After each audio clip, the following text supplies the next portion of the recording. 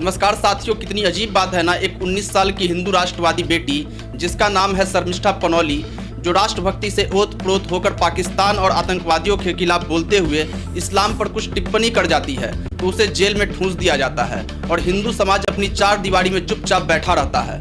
शर्मिष्ठा को इस्लामिक कट्टरपंथियों ने सर तन से जुदा और बलात्कार की धमकियां दी, लेकिन बंगाल की पुलिस कट्टरपंथियों को पकड़ने के बजाय शर्मिष्ठा को गिरफ्तार करने सैकड़ों किलोमीटर सफर कर गुरुग्राम तक पहुंच जाती है।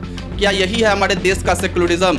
नमस्कार दोस्तों, मेरा नाम विशाल कुमार सिंह है और ये वीडियो देख रहे हैं आप भारत आइडिया पर।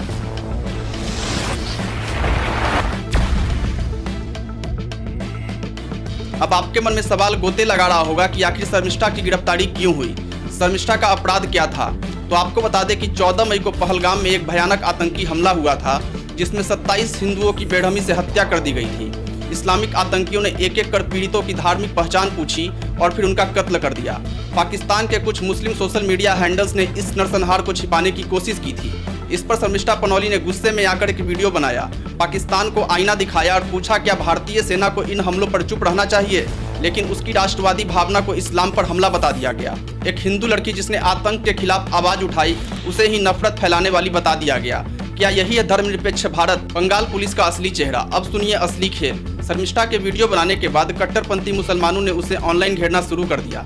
रेप की धमकी दी, सर तन से जुदा, जान से मारने की धमकी, सब कुछ खुलेआम किया गया। लेकिन बंगाल की बेशर्म ममता सरकार ने एक भी कट्टरपंथी को गिरफ्तार नहीं किया। उल्टा कोलकाता पुलिस 1500 किलोमीटर का सफर तय कर गुरुग्राम पहुंची और शर्मिष्ठा को गिरफ्तार कर दिया। सुनैना होले जैसी सोशल मीडिया एक्टिविस्ट बता रही हैं कि पुलिस के पास कोई पुख्ता वारंट तक नहीं था।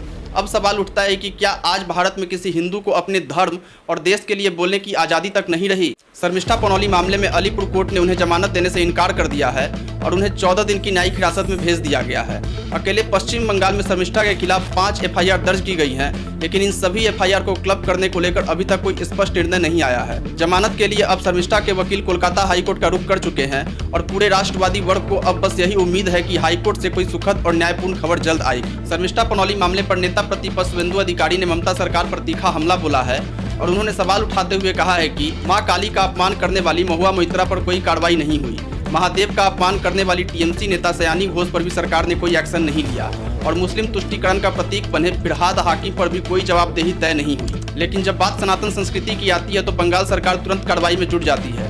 यह साफ दर्शाता है कि पश्चिम बंगाल में सनातनियों को निशाना बनाना एक राजनीतिक एजेंडा बन चुका है। अब सवाल उठता है कि हिंदू समाज की चुप्पी क्यों?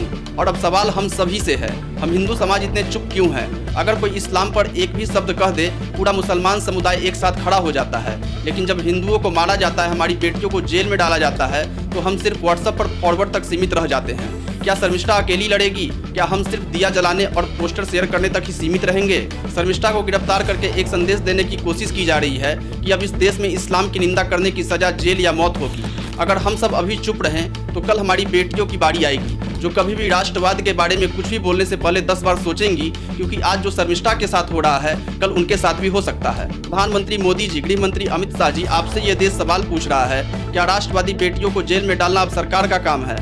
ये कोई मामूली केस नहीं है, ये संविधान बनाम कट्टरपंथ का सीधा युद्ध है। अगर आज शर्मिष्ठा के लिए आवाज नहीं उठाई गई तो कल को कोई भी राष्ट्रभक्त खुद को हिंदू बोलने में 100 बार सोचेगा। शर्मिष्ठा अकेली नहीं है, हम सब उसके साथ हैं। अब समय आ गया है कि हम अपनी चुप्पी को आवाज में बदले।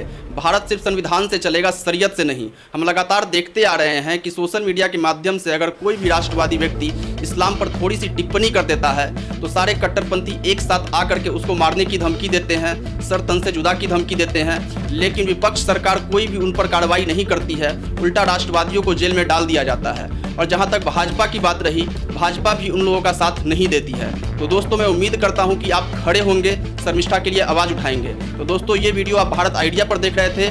मेरा नाम विशाल कुमार सिंह है। अगर ये वीडियो आप YouTube पर देख रहे हैं तो हमारे चैनल को सब्सक्राइब करें और अन्य सोशल मीडिया प्लेटफॉर्म पर देख रहे हैं तो हमारे पेज को फॉलो करें। भारत माता की जय, वंदे मातरम, जय श्री।